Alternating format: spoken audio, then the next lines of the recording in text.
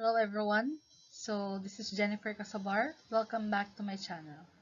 For today's video, I am going to discuss the law enforcement pillar as the first pillar in the Philippine criminal justice system.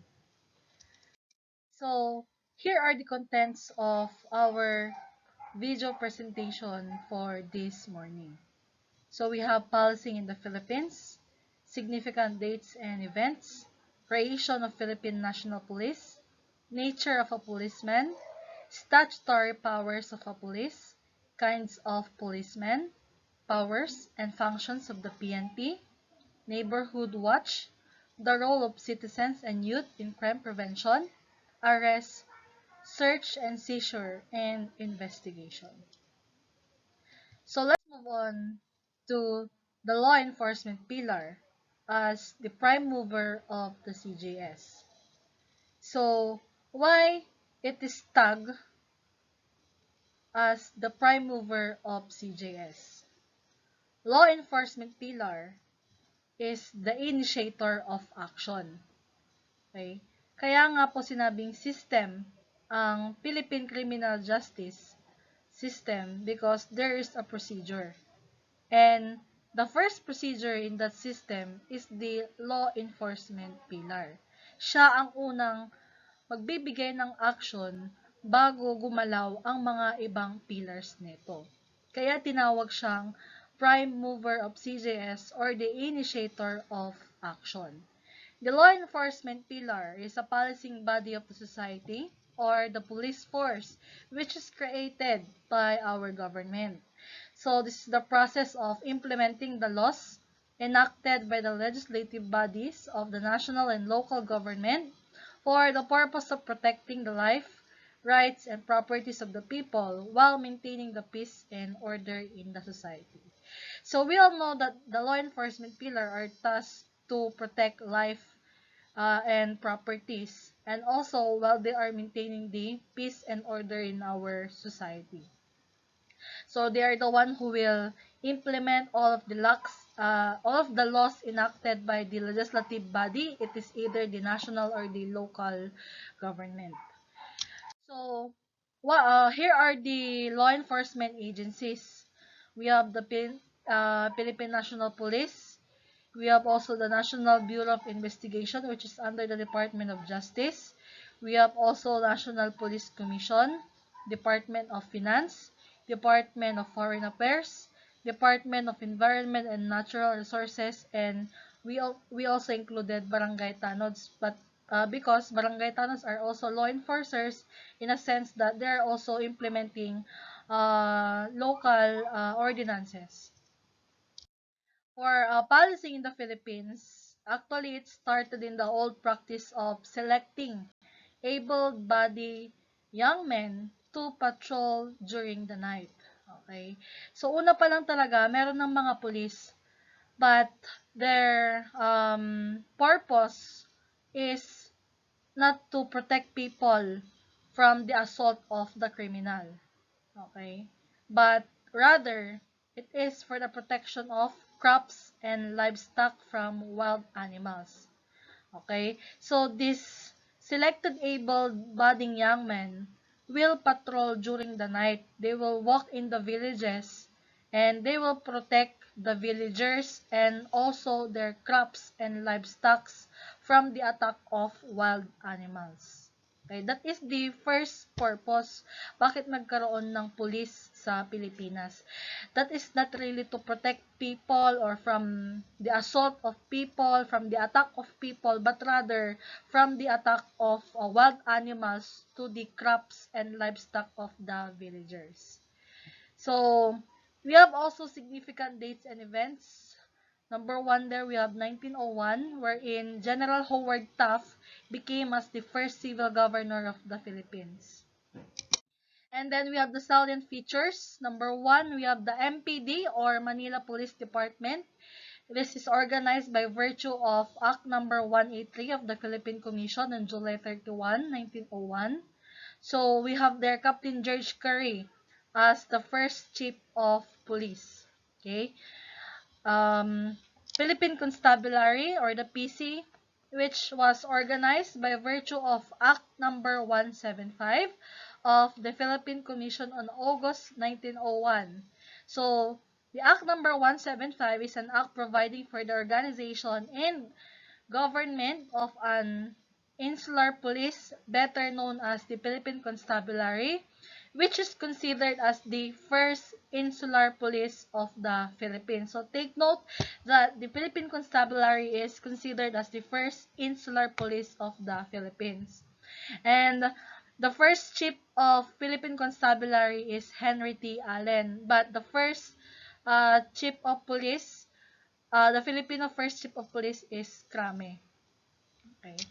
So, National Police Commission was created by virtue of Republic Act number 4864, which created the National Police Commission under the Office of the President in September 8, 1966. So, take note, NAPOCOM was created by virtue of Republic Act 4864. We have also PD 765 or Presidential Decree number 765, an act creating the Police Constabulary Integrated National Police or the PCINP. In August 8, 1975, this law put the NAPOCOM under the Ministry of National Defense, and during this time, pursuant to EO 389, PC became one of the four major services of the Armed Forces of the Philippines. Okay, so PCINP was created by virtue of PD 765, and PD 765 also created that the NAPOCOM will be put under the Ministry of National Defense. And with that, the PCINP became one of the four major services of Armed Forces of the Philippines. It was created at the end of the war between the Americans and the Filipinos. We have also the PNP Law of 1971, Republic Act number 6975, which created the PNP under the reorganized Department of Interior and Local Government in December 13, 1990. So take note for RA 6975, the PNP is under DILG or Department of Interior and Local Government. That is way back December 13, 1990. So, the creation of Philippine National Police, the primary law creating the PNP is by virtue of Article 17, Section 6 of the 1987 Philippine Constitution. It provides that the state shall establish and maintain one police force which shall be national in scope and civilian in character. So, this is to be administered and controlled by the National Police Commission. The authority of the local executives over the police units in their jurisdiction shall be provided by the law. So, the implementing rule or to implement this law is by virtue of RA 6975 or known as the law creating the Department of Interior and Local Government. Chapter 3 thereof deals with the establishment of PNP organization. So take note that the creation of PNP or the Philippine National Police is by virtue of this primary law, the Article 17, Section 6 of the 1987 Philippine Constitution. But to implement this is the RA 6975 or the DILG Act, okay, which is under the Department of Interior and Local Government.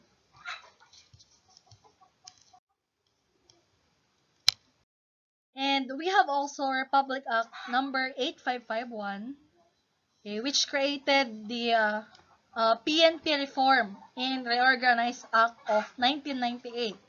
So the PNP now is under the NAPOLCOM or National Police Commission. Okay, that is by virtue of RA 8551. So right now, this is now the law for the creation or reformation and reorganization of the PNP, which is now under the NAPOLCOM or National Police Commission. So, what is a police? So, as an individual, a police is referred to those who were tasked to protect life, liberty, and property of the people, prevent the existence of crime, apprehend offenders, and are known as the frontliners of the CJS, and considered to be the initiator or the prime mover of CJS. We all know that as an individual, a police is tasked or has the duty to protect life and properties of a person, and also to apprehend criminals or offenders and to prevent the commission of crime. And they are considered as the initiator or the prime mover of CJS or the frontliner of CJS. So as to agency, a police is a one created under the Constitution, forming part of the executive department in charge with apprehending offenders and to execute the law. So, execute means to enforce the law and not to determine whether the accused is guilty or not. Okay? Policeman is an agent of person in authority endowed by law to enforce the law. Symbolically, so he is the law. So, what are the statutory powers of the police? Number one, enforce all laws and ordinances relative to the protection of lives and properties, maintain peace and order, and take all necessary steps to ensure public safety, investigate and prevent crimes, effect the arrest of the criminal offenders, bring offenders to justice and assist in their prosecution, exercise the general powers to make arrests, search, and seizure in accordance with the Constitution and pertinent laws. And number 5 is detain and arrest person for a period not beyond what is prescribed by our law, informing the person so detained of all his rights under the Constitution. So, what are the different police operations? Okay. Number 1 is prevention of crime. So like in my previous discussion or videos, prevention of crime is different from suppression or repression of criminal activities. So for prevention of crime, literally, wala pa pong nangyayaring krimen. You just need to prevent it. Okay? Unlike repression of criminal activities or suppression of criminal conducts, there is already a crime committed, but the last resort or ang pinakalas na lamang po na choice na gagawin ng kapulisan natin is to suppress it by apprehending or arresting the offender. Okay, number 3, preservation of peace and order, protection of lives and properties, enforcement of laws and ordinances and regulations of non-criminal conducts. Apprehension of criminals means to arrest the criminals. Number 7, coordination and cooperation with other law enforcement agencies. So, we have two kinds of policemen. We have the so-called traditional policemen and contemporary policemen. So first, what did you mean by traditional policeman? So, a traditional policeman is a policeman walking in uniform, performing patrol work, walking constantly and alertly, observing persons and things to accomplish crime prevention mission. The traditional policeman is considered to be the best public servants who serve the public instead of dominating them. The years of receptive policing, when the public receive and welcome the presence of the police assigned in their neighborhood to maintain order and security instead of imposing purely law enforcement action. The years when every policeman was a good, friendly, trustworthy officers of the law. The years when only few rotten mangoes can be found in the basket. The idealist, the ideal, a lover of wisdom who gives the meaning of his duty in terms of truth, goodness, and beauty. That is what we are referring to traditional policemen. Compared to contemporary policemen, it is the materialistic, arrogant, educated agent of person in authority whose insights of public service is for the public to serve him and his source of extra income. Remember, when you are a policeman, you should be the one to give service to the public and not the public to serve him or to give service. At the start of the duty, he reflects not on his work, but on his prospective extra income for the day. Constantly probing, looking deeper not on the nature of things, but into the pockets of his prospective victims. So you name it, the police is in it. But for this definition, hindi ko po nilalahat ang mga kapulisan natin. This is just the kinds of policemen. So I'm still thinking that our policemen in this generation, they're still considered as the kind of policeman like the traditional policeman. So what are the function and power of the PNP? In the performance of police functions and duties, the police must exercise discretion. So ano ba yung tinatawag nating discretion? It is the wise use of one's judgment, personal experience, and common sense to decide a particular situation. Example, papaano nga ba ginagamit ang discretion bilang isang pulis? You should use it by your own judgment and by your common sense. For example, nanghuhuli ka or there is a crime committed, okay, andun ka na police, you are very visible, but then, merong nangyaring krimen, okay, hinablot yung wallet ng isang lalaki, ngayon, yung magnanakaw na yon biglang tumakbo, okay, tumakas. You as the policeman, you should use your discretion. Okay? Wag naman na to the extent na tumatakas na nga yung culprit is that itatawag mo pa kaagad doon sa headquarters nyo or sa office ninyo just to ask what you will do. Okay? Sir, meron pong pagnanakaw na nangyari dito or meron pong hinablutan. Okay? Ano po ang gagawin ko? Okay? You need to use your common sense. You need to use your judgment and your personal experience to decide a particular situation. Hinablutan na ng wallet, tumatakas na yung culprit or yung perpetrator. What you need to do as a PNP or as the police is to arrest the suspect. Kailangan mo siyang habulin. Okay? Kailangan mo siyang habulin, kailangan mo siyang arestuhin. Not to the extent na itatawag mo pa, tatanungin mo kung ano yung gagawin mo. So, as a policeman, you should use your discretion during the performance of your police functions and duties. So, power and functions of the PNP. Number 1 is enforcement of all laws and ordinances relative to the protection of lives and properties.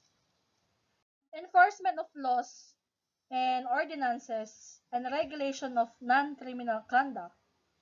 Okay, this requires a policeman to constructively integrate or enforce and implement the laws of the land as well as local ordinances without regard to the personal circumstances of the individual citizens and any other persons sojourning in the Philippines, in order to provide the tranquility among members of the society.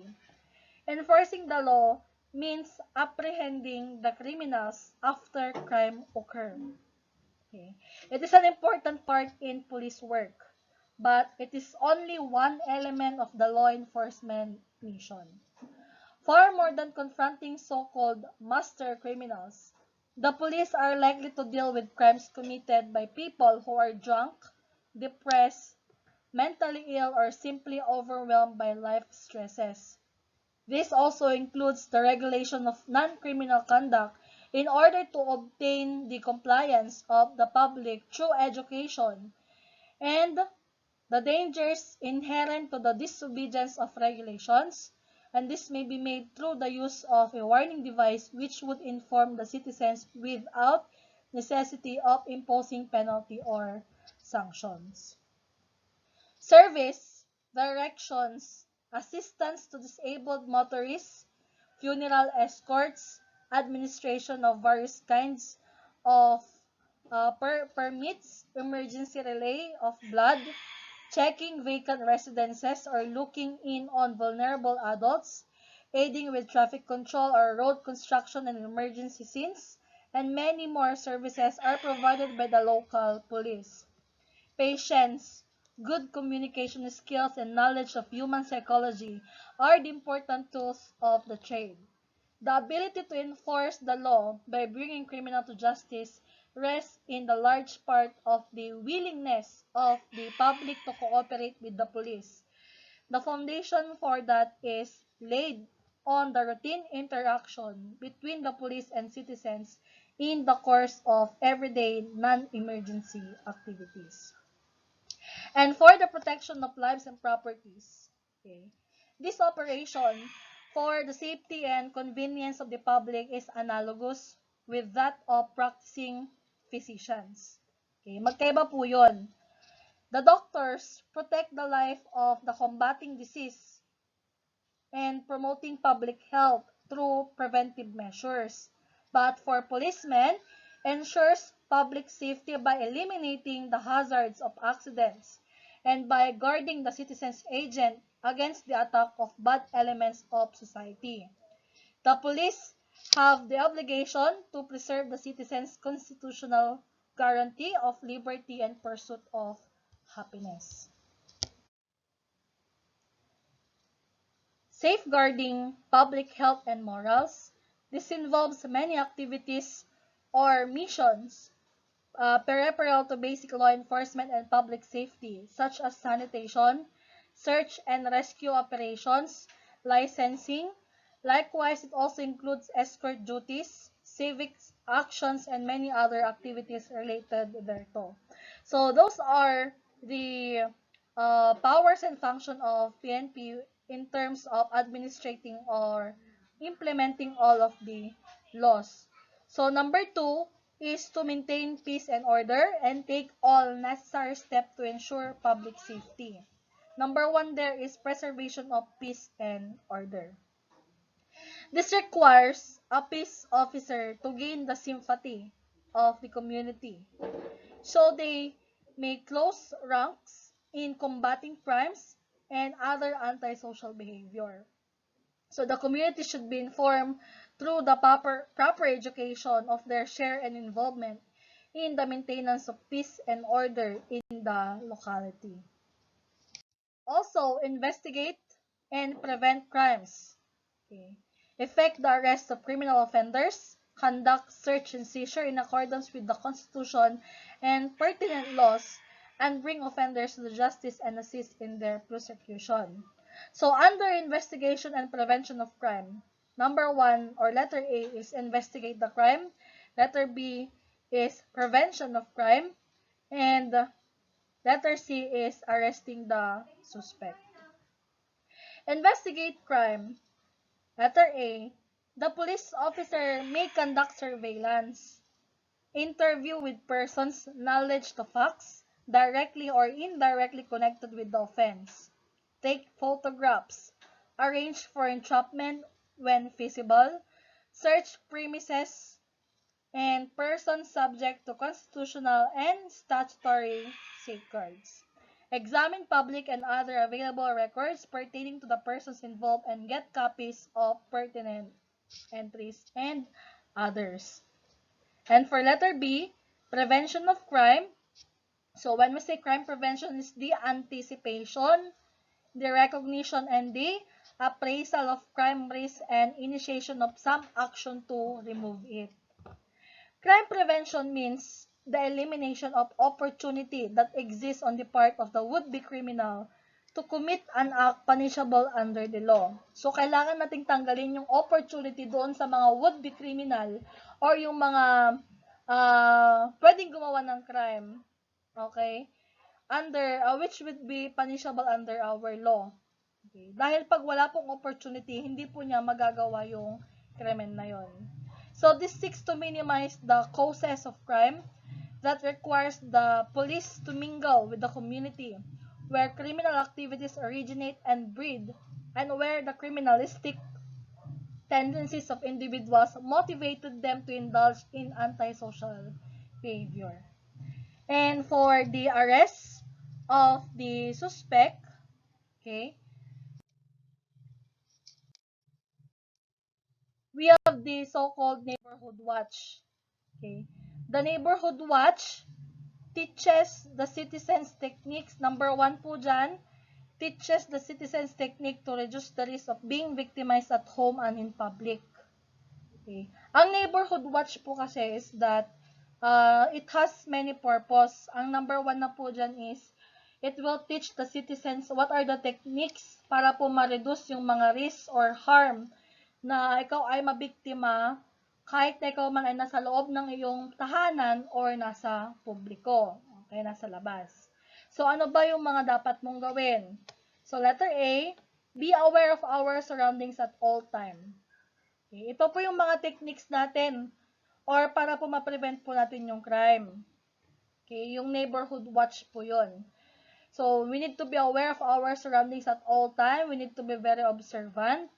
Letter B, park in a well-lit areas. Avoid shortcuts. So, kung mapapark po kayo ng mga sakyan ninyo, motor ninyo, you need to park it in a well-lighted areas. Don't carry much cash. As much as possible, wag po kayong magdadala ng maraming pera. Okay. Have your keys in your hand. Keep windows rolled up and doors locked. Okay, doon po sa mga sasakyan ninyo or doon sa bahay ninyo, lagi nyo pong isara ang mga pintuan at mga openings doon sa bahay ninyo para hindi po kayo manakawan or magawahan po ng ibang krimen. Teller machine, use at active location during day or go with someone else. Okay, ito po pag maglalabas po kayo ng pera sa mga ATM. Okay? As much as possible, maglabas po kayo ng pera during daytime and if ever man po dapat meron kayong kasama. Lalo na po yung mga matatanda na mga maglalabas po ng pera, you need to have with you your companions when you are using the teller machine. Leave rooms that stop to maneuver your car. Don't draw attention to yourself. Consider a mobile phone or receive your radio. Bump and rob. Ito po yung dapat nyo pong alalahanin, yung mga bubungguin ka, pero hindi mo alam, nasalisihan ka na pala, nakuha na yung wallet mo. Copy your VIN and tag number and keep it in your wallet. Never leave your car running, even at your own home. Okay. So, another purpose of the neighborhood watch is to train citizens on the importance of recognizing suspicious activities and how to report them. Okay, ano ba yung mga kasuspe-suspetsya na mga activities or mga tao? So, dapat matuto kayong mag-recognize or mag-identify ng mga ganong klaseng pangyayari. Okay. Letter A, someone screaming or calling for help. Okay, you need to be aware if there's someone screaming for help. Okay. Letter B, someone looking into windows and parked cars.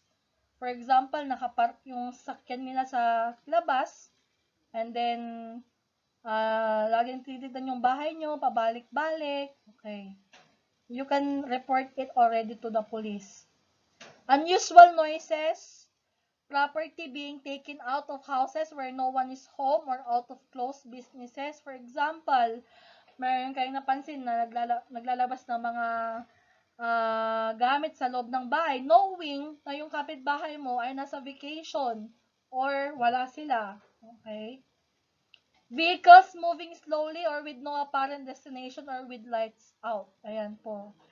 Be aware of those kinds of vehicles na pabalik-balik, pa-drive-drive dyan sa harap ng bahay ninyo, lalo na pag walang ilaw, or wala namang destination, yun bang ino-observe lang kung kailan may tao doon, kailan walang tao, sino yung mga nandun sa bahay, and so on. Avoid anyone being forced into vehicle. So, pagka meron po kayong nakita na pinapwersa na ipinapasok sa loob ng sasakyan, report it immediately. Stranger sitting in a car or talking to a child, yan, report it also. Abandoned cars, and also call for the emergency hotline. The neighborhood watch, another purpose is to help to secure homes and properly identify property. Check your locks sa loob po ng bahay.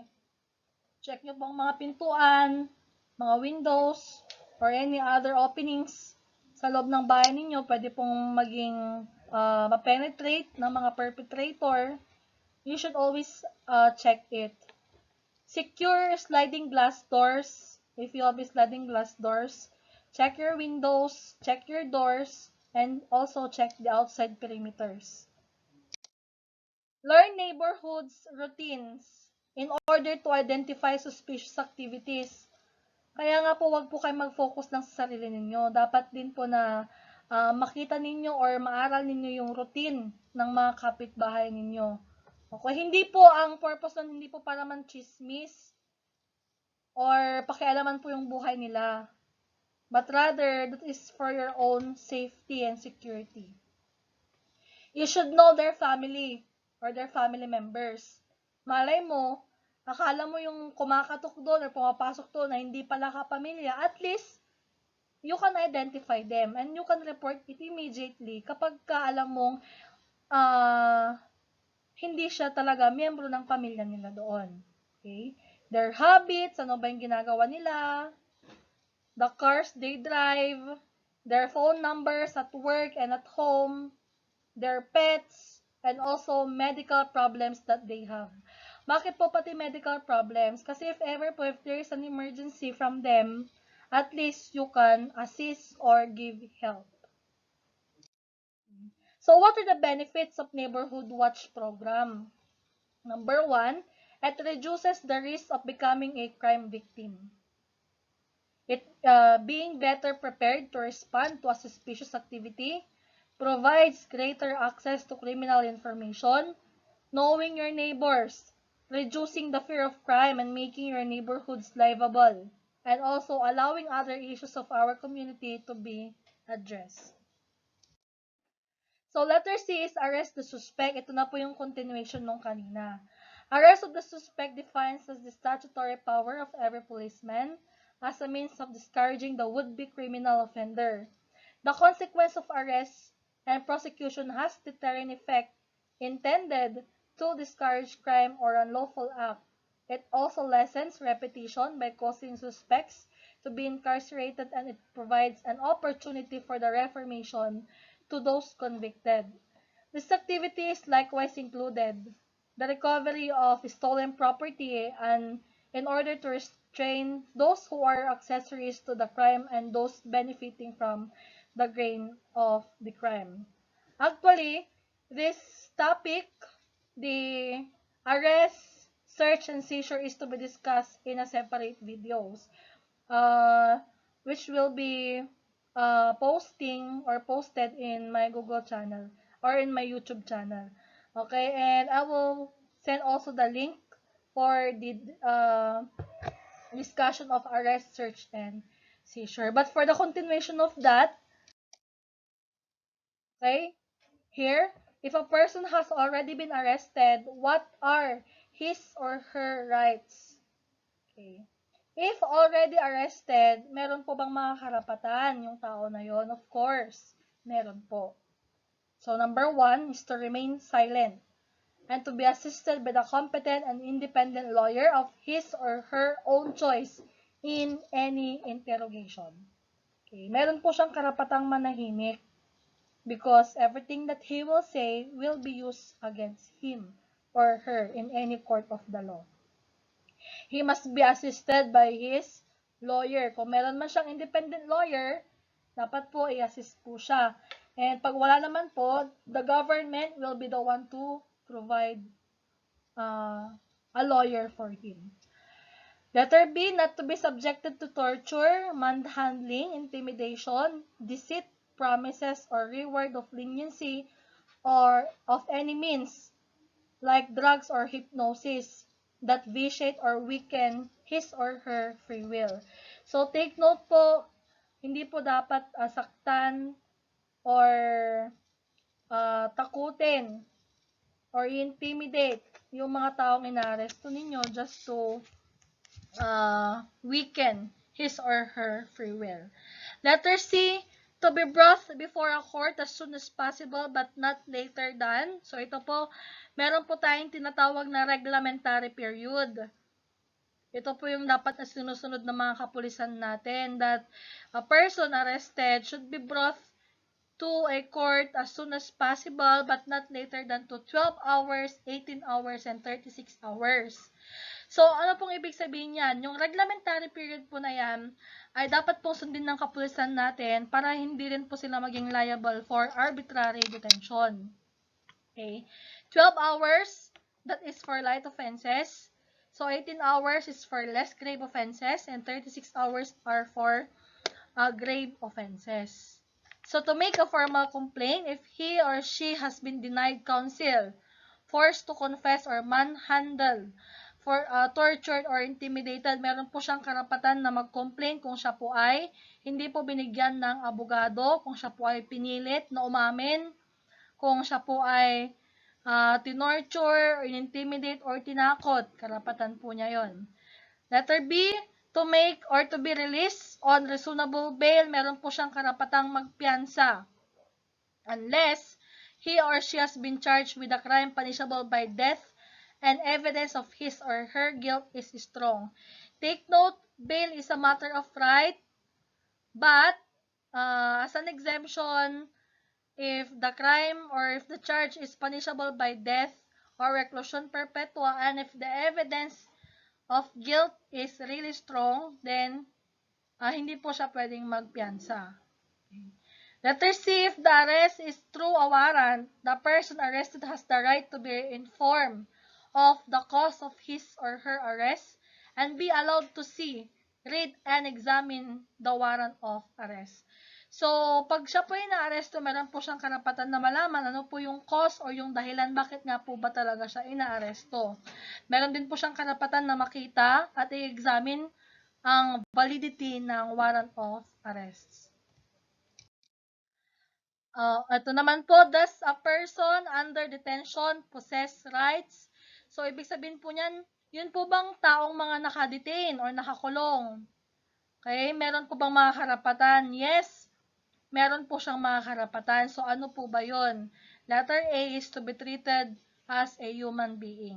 So, kahit po siya po ay inaakusahan ng isang krimen, still, he needs to be treated as a human being. Letter B, due process, which comprise the right to be informed of the written regulations governing the detention centers, not to be punished for any act except in accordance with these regulations. So, meron po siyang karapatan na magkaroon po ng due process. Okay. Letter C, to receive visits from his or her family, friends, and lawyers. Meron po siyang karapatan na bisitahin ng kanyang mga immediate family, ganoon din po ang kanyang mga kaibigan at kanyang lawyer. Letter D, kapag nasa loob ng kulungan, meron ka din pong karapatan na i-practice ang sarili mong relihiyon. Okay? Letter E, to adequate food, and if she desires to produce food outside through the administration of the detention center or through the family and friends. So, dapat po mabigyan po ng tamang pagkain. Kung gusto po niya magkaroon ng mga iba pang pagkain, bukod po dun sa binibigay ng detention center, ay pwede po yan sa pamamagitan po ng kanyang mga pamilya na bumibisita sa kanya. Pwede po silang magbigay ng mga additional food doon sa loob ng kulungan. Basta po hindi po nakakaapekto or hindi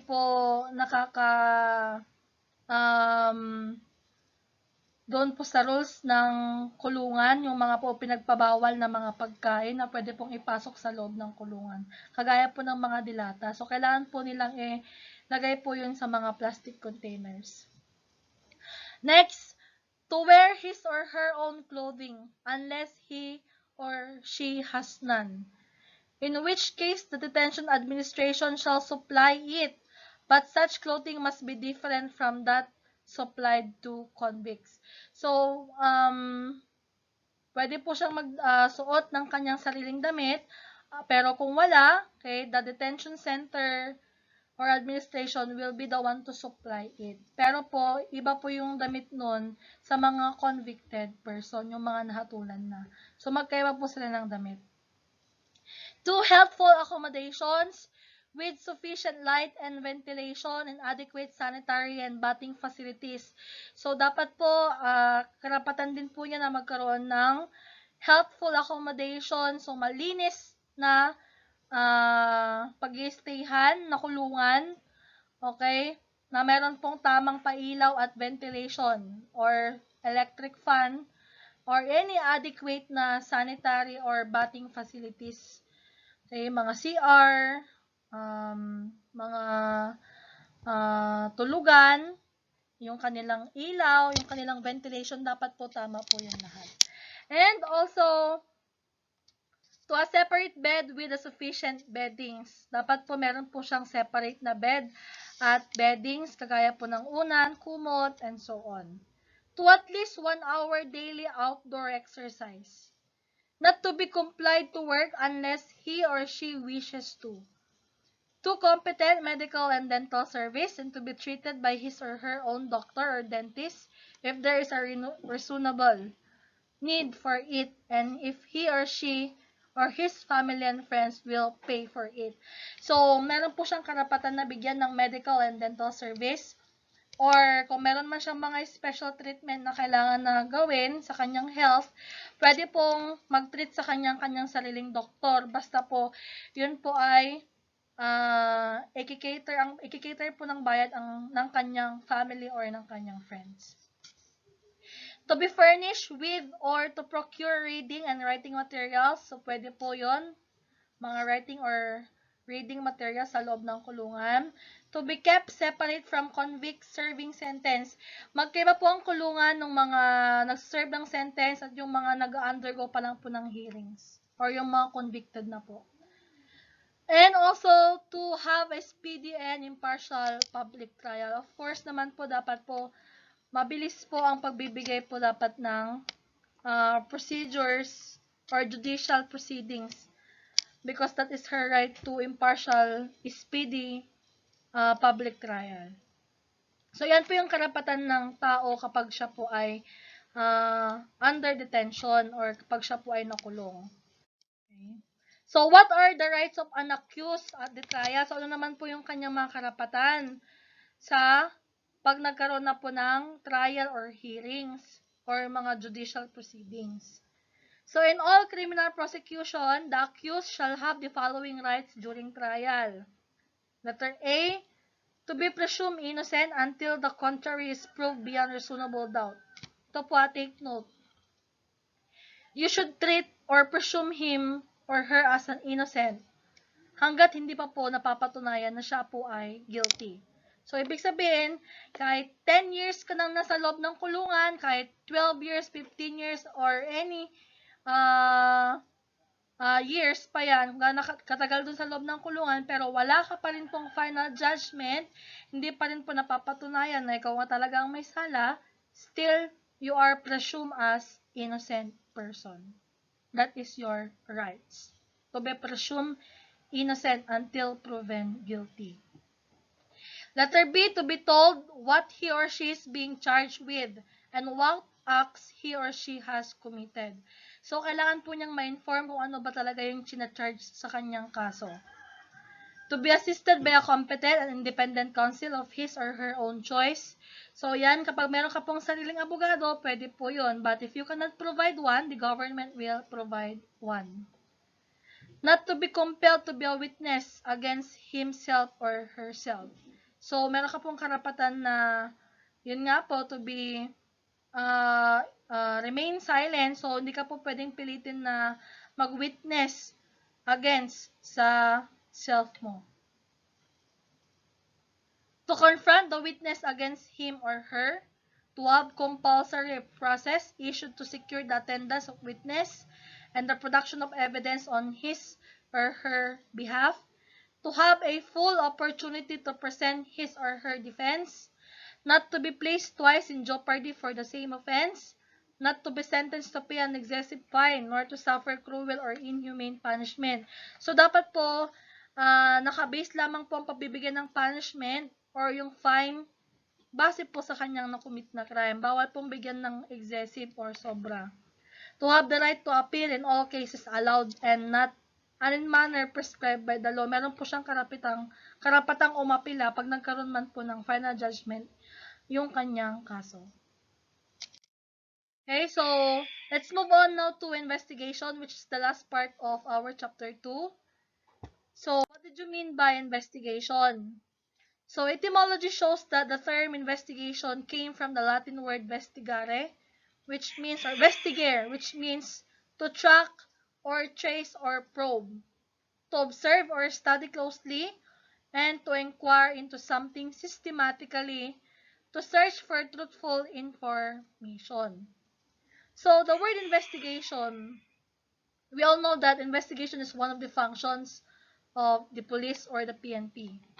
It inquires or it requires systematic procedures.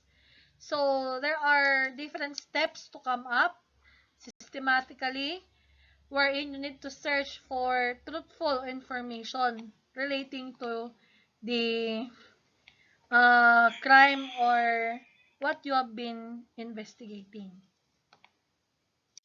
Investigation ultimately was derived from the word vestigum, which means footprint.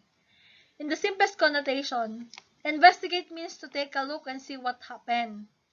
But in a more detailed definition, investigate means to carry out a meticulous examination or inquiry, usually in an official manner to discover something or somebody. Okay? So, ibig sabihin po niyan, investigate, you need to take a look and see what happened.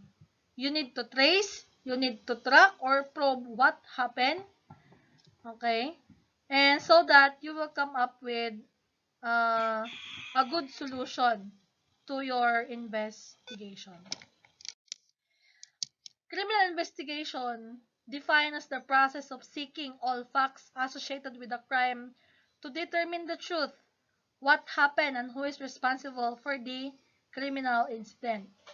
It is the collection and analysis of facts about persons, places, and things subject of a crime to identify the guilty party, to locate the whereabouts of the guilty party and provide admissible evidences to establish the guilt of the person suspected to have committed a crime.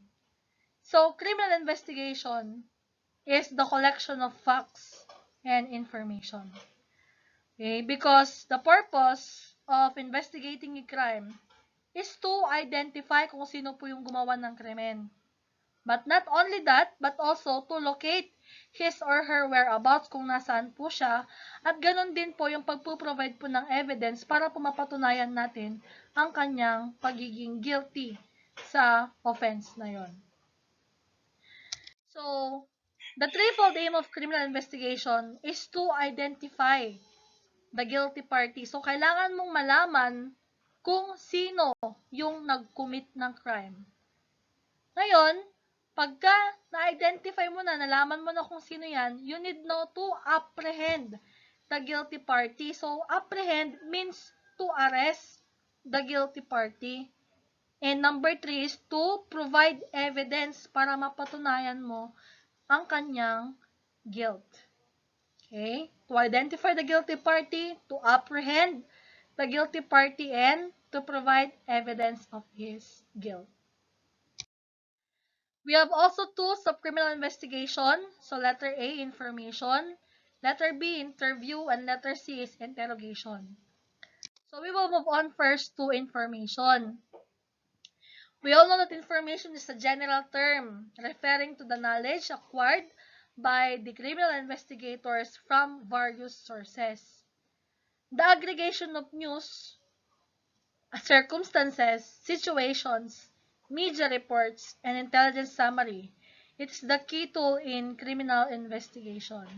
So we all know that information is vital in investigation. Kasi po, pag wala pong mga information na pagbabasehan mo, hindi ka po makakapag-provide ng proper na answers or solutions doon sa mga ini-investigate mo. Information, there are different sources of information such as the media, the news, the other circumstances, situations, books, televisions, and any others na maging source ng informations. We have also intelligence summary, a summary report containing highly significant information that can be used by criminal investigator in planning operations on how to apprehend suspected criminals. So actually, this intelligence summary is very important because it contains the highly significant information which the police officers can use in planning what will be your operations to apprehend the suspect or to arrest the suspect. Okay? We have two classical system of gathering information. Number 1, French system, and number 2 is English system. Pag sinabi po nating French system, this is a practice of obtaining information that relies heavily in buying information. So, ibig sabihin po niyan, ang mga information na nakakalap mo, so in exchange po doon, kailangan mo pong bayaran. Okay? Yung mga information na ibinibigay ay you gain it by buying it. Okay? That is French system. But for English system, the gathering of information that relies more on information provided voluntarily or willingly. So, ibig sabihin, hindi mo binayadan yung information na binigay sa'yo. Rather, binigay siyang voluntary. That is English system. Baka mapagbaliktad nyo po French is relies in heavily buying information. English is relying on information that is more on provided voluntarily or willingly. We have also methods of obtaining information. We have open sources and closed sources. For open sources, almost 99% of information are collected coming from open sources. Okay, marami po yan, kagaya po ng mga television, radio, social media, marami na yan, mga Facebook, Instagram, Google. Okay, open sources po yung mga yon. In closed sources, only 1% of information comes from closed sources. Okay. And we have the so-called overt intelligence and covert intelligence. Pag sinabing overt intelligence, it is gathering of information or documents procured openly without regard as to whether the subject becomes knowledgeable of the purpose. So, tong overt intelligence, either yung subject mo ay knowledgeable or hindi po knowledgeable na siya ay kinukuhanan mo ng information kung ano po yung purpose nun. But for covert intelligence, this is the secret procurement of information. Yan po ay ma-obtain mo without the knowledge of the person. So, dapat hindi po niya malaman na siya ay kinukuhanan mo ng information. Okay? That is covert intelligence. That is by way of surveillance, undercovers, okay? Like shadowing, tailing, and so on. Marami pong mga ways para po mag-conduct ng covert intelligence para po procure ka ng information na wala pong nalalaman or hindi po nalalaman nung subject mo. Okay. Person as sources of information, informant, and informer. Okay. What's the difference between informant and informer? Ang informant po ay ang taong nagbibigay ng information voluntarily, so without any pay. Pero pag sinabi nating informer, ito po yung taong nagbibigay ng information in exchange for something. Primarily is monetary. Okay? Pera, in exchange for money, or in exchange for gifts. Okay? Yun po ay informer. Informant, voluntary or volunteer na nagbigay ng information. Informer is in exchange for something like money. Okay? Informant net, controlled group po yan, which works through a direction of an agent handler. So, meron po silang mga agent. Hindi po sila nakadirektang nagtatrabaho sa mga kapulisan natin, but rather, meron silang mga agent. Assets, ito naman po yung tinatawag ng mga police assets. People selected as sources of information which could be voluntarily or in consideration for a price. So, nakadepende na sa'yo as a policeman na asset mo siya kung whether bibigyan mo siya ng pera kasi kinukonsider naman niya yun. Okay. Kahit nasabi natin na voluntary yung binigay, so nasa iyo na kung bibigyan mo siya ng pera kasi he is also considering it. And lastly is interview and interrogation. Interview is a simple and friendly questioning of a person who possesses knowledge or information which is vital in investigation process. Okay? Interview is friendly questioning. Ibig sabihin po talaga dyan, pag interview, willing na magbigay ng information, willing na sumagot sa mga itatanong mo. But, sa interrogation kasi, this is the opposite of interview. Interrogation is vigorous and aggressive questioning of a person suspected of having committed an offense or of a person who is reluctant or unwilling to make a full disclosure or information in his possession. Ang interrogation po ay ginagamit pagka po ang taong tinatanong or kinakausap ay reluctant or hindi po willing na magbigay ng information. Mostly, this is aggressive questioning. Okay? The difference, interview is friendly questioning, interrogation is aggressive questioning to a reluctant subject. Okay?